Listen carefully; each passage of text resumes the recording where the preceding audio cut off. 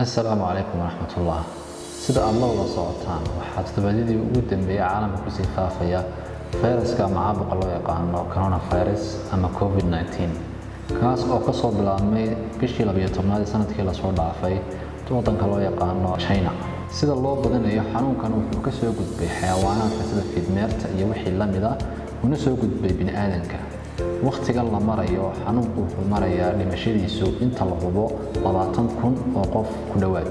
sidii khubarada caafimaadku noo sheegayaan fayraskan ama xanuunkan wuxuu ku gudbaa isdhexgalka bulshada sida salaanta ama qof xanuunka ama fayraska sida uu ku qufaco ama uu ku hindhiso meel ay fadhiyaan dad badan. sida la ajligeed dhakhaatiirtu waxay kula taliyaan dadka inay yareeyaan isdhexgalka bulshada ama uu qofku gurigiisa iska joogo.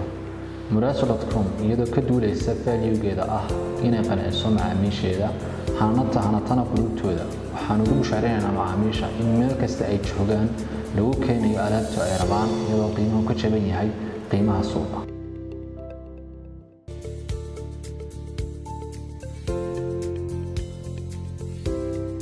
haddaba macaamiil isku ilaali joogista gurigaaga waxaad qaadataa waanada khubarada caafimaadka.